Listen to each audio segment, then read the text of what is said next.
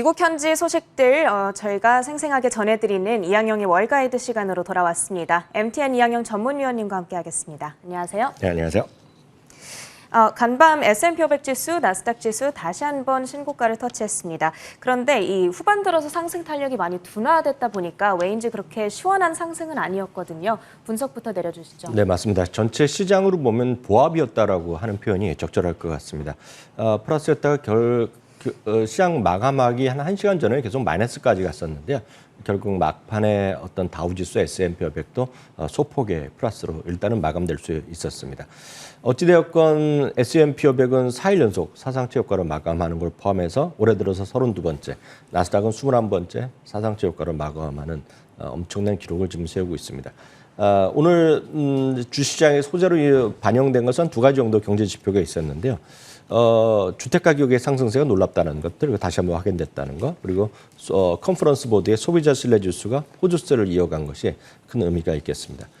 지금 화면에 보여주는 것이 4월의 주택 가격이 전년 대비 14%, 15%나 급등한 모습이 되겠는데 이런 것들이 전반적으로 지금 시장을 이끌고 있는 힘이 되겠습니다.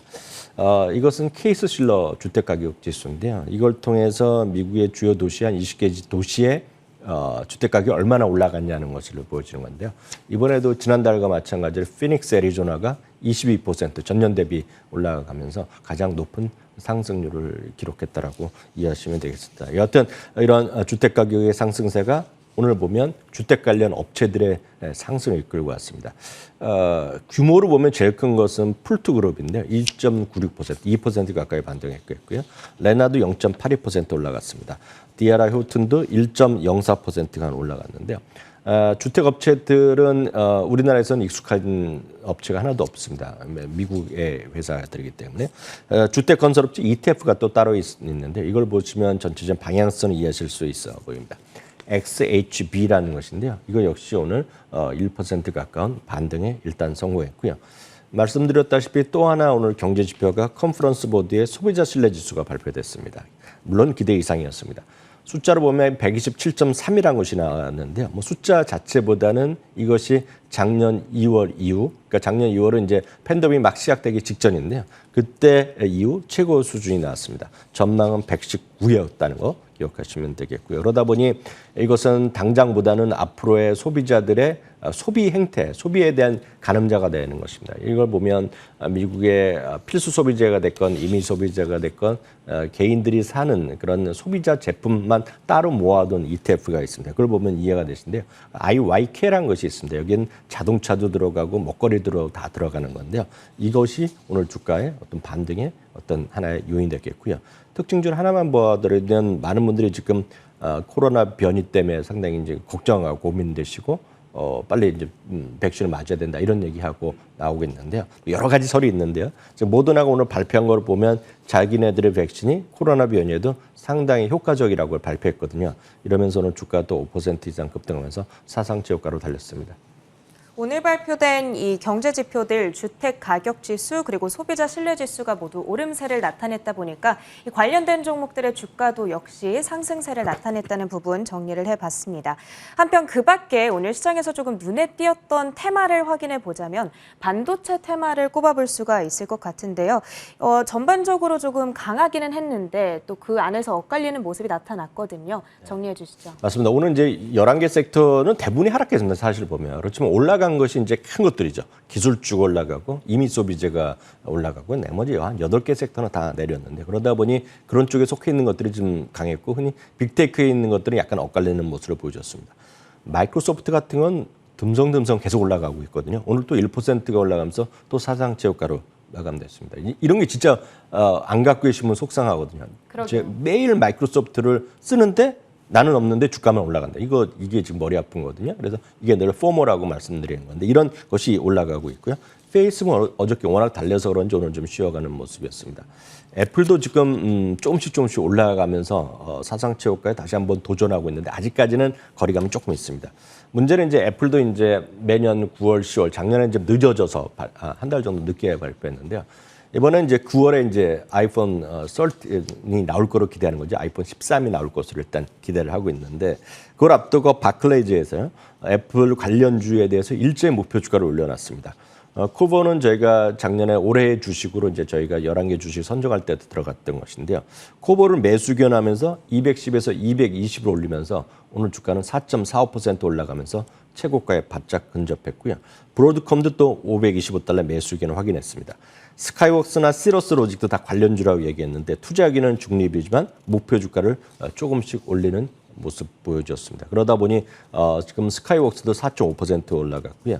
AMD 같은 경우에도 2.8% 올라갔는데 사실 AMD가 올라간 것은 인텔 덕분이라고 좀 보고 있는데요. 오늘 이제 다우에 속해 있는 인텔이 좀 오늘 떨어졌습니다. 왜냐하면 작년에도 한 차례 이제 개발하고 있는 칩에 대한 생산 지연 이런 게 나왔는데 오늘 다시 한번 차세대 데이터 센터용 칩 생산 개발이 지연된다는 것이 마켓워치에서 보도가 되면서 오늘 인텔이 떨어지면서 상대적으로 AMD가 좀 올라가는 날이 되겠습니다. 반도체 섹터 흐름도 모두 확인해 봤어요. 지금 시장 전반적으로 봤을 때 6월을 마무리하는 시점에서 약간의 관망 심리도 작용을 했던 것 같고요.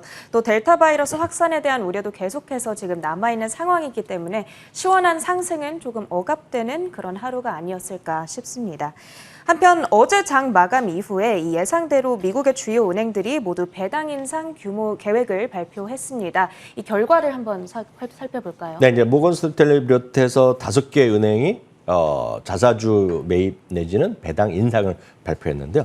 모건 스탠리가 이제 오늘 주가에도 가장 큰 영향이 있었죠. 왜냐하면 배당을 2배로 올려놨고요. 35에서 70센트로. 그리고 자사주 매입 규모도 당초 얘기했던 100억에서 120억 달러, 향후 12월입니다. 120억 달러 하면서 20달러 늘려놨습니다. 오늘 당연히 주가 좀 영향을 받았고요. 웰스파고는 생각보다 적게 올렸습니다. 10센트에서 25센트까지 예상하는 쪽이 있었는데 20센트 올렸고요. 180억 달러 발표했습니다. 골드만삭스는 1.25에서 2달러를 올려놨고요. JP모건은 90센트에서 1달러, 뭐 크게 올린 것이 없습니다. 예상 수준이었고요. 작년에 이미 300억 달러의 자사주를 매입한다고 발표한 적이 있고 지금 이미 조금씩 사고 있는데요. 이거를 재확인했고요.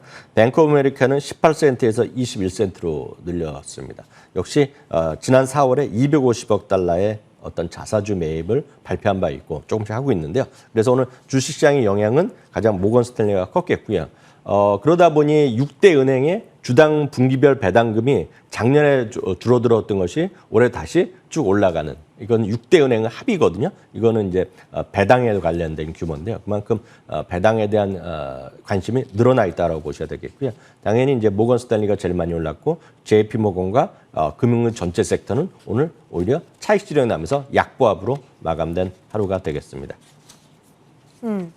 한편 지금 이 미국의 백투스쿨 시즌이 본격적으로 다가오고 있잖아요. 그러다 보니까 사람들이 실제로 이제 본격적으로 쇼핑을 다시 하고 있는 그런 회복세가 나타나고 있습니다. 그런데 그 안에를 자세히 들여다봤더니 이제 다시 놀러 갈 준비들을 하는 거죠. 네네. 의류 매출이 크게 증가하고 있다고요. 네, 맞습니다. 미국의 이제 쇼핑 시즌 앞서도 보여드렸다시피 컨퍼런스 보드에서 확인된 거 아닙니까? 소비자 심리가 상당히 지금 더 좋아지고 있고 작년 이후 최고치로 올라가고 있다는 거죠. 뭐라도 사겠다는 거죠. 특히 이제 이번 주말이 독립기념일 연휴이기 때문에 아마 지금 미국에서 얘기하는 거 보면 휘발유 값이 뭐 당연히 뭐 최고 수준이 7년 만에 최고 수준이 가고 있고요. 드라이빙 하는 사람으로 여행 가는 사람들이 팬데믹 이후 최대의 지금 자동차 인파가 나올 거, 자동차 운송 드라이빙에 대한 나올 거라 얘기하고 있는데 그러다니 뭐라도 사는 거죠. 2년 전 대비를 보면 의류점 매출이 35% 늘어났고요. 백화점 매출이 한 16%까지 늘어난 것으로 지금 집계가 되고 있는데요.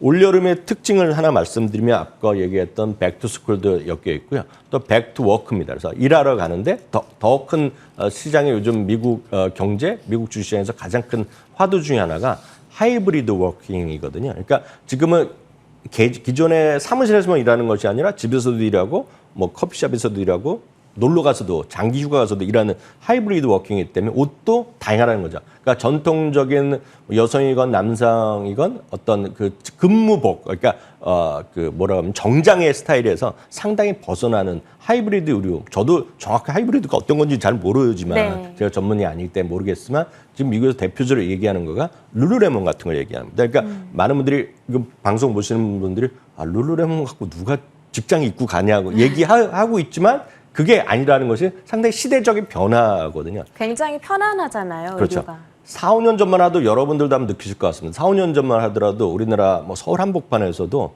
그 소위 레깅스라 그러지 않습니까? 그렇죠. 레깅스를 입고 외출 나가거나 쇼핑 가는 사람 거의 못 보셨을 겁니다. 그게 불과 2, 3년 만에 막 바뀌었다고 보고 있거든요. 네네. 근데 그런 분들이 이제 일하러도 그 직장에도 그런 옷을 입고 나간다는 거거든요. 그래서 룰루레몬에 대한 그런 관심이 지금 필요한 시점이고 하이브리드 워킹에 관해서는 뭐 나중에 기회 되면 다시 한번 말씀드리도록 하겠습니다. 네네. 뭐 재택근무도 하고 오피스 출근도 하고 이렇게 좀 자유롭게 이 근무 환경을 내가 조절할 수 있는 그런 환경을 하이브리드 워킹이라고 하는데요.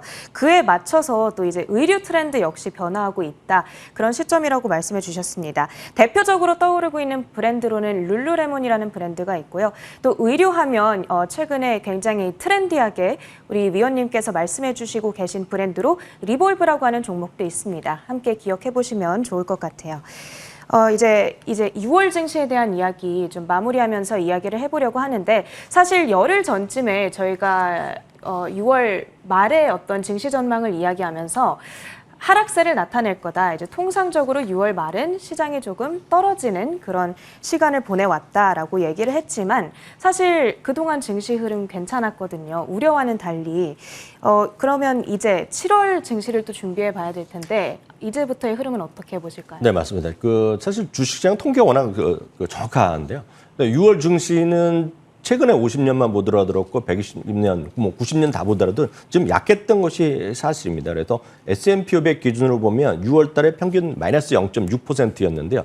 그리고 이제 이 그림은 6월 한 달 동안의 흐름이었는데 정확히 보면 한 17일부터 좀 내려갔다가 막판에 좀 회복되면서 전체적으로는 플러스 마이너스 혼조권 정도로 끝나는 거였는데 이번에는 그 3주차의 짧은 조정이었죠. 근데 인플레이션의 우려가 제임스 블러드 연방은행 총장에 의하면 쑥 떨어졌고 그 위에는 오히려 주가가 쭉 올라가는 모습이었는데요. 이번에는 여하튼 저희로서는 다행스럽게 저 통계가 맞지 않았습니다. 네.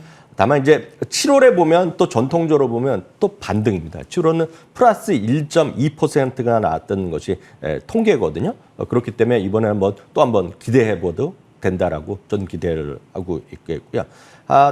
참고적으로 보면 S&P 500의 그 최근에 한 20년간의 그림을 1월부터 12월까지 나온 걸 같이 보면 6월 달에 약간 슬로우했다가 7월에는 회복하고 다시 8, 9월은 제입이 없다가 10월 말 이후 주가 올라갑니다. 그래서 항상 보면 10월 말이 이제 할로윈 데이 아닙니까? 그래서 그렇죠. 할로윈 데이에 다시 주식을 사면 된다는 얘기가 이제 미국에서 하도 속담같이 하는 얘기거든요.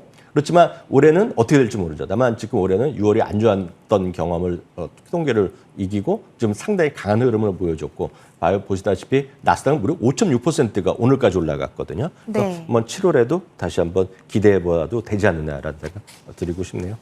저희가 열흘 전쯤에 걱정했던 것과 달리 6월 말에 증시는 과거의 흐름을 아웃퍼폼하는 좋은 흐름을 나타내줬습니다. 또 과거에 통상 7월은 좀 반등하는 흐름을 보내왔다고 해요.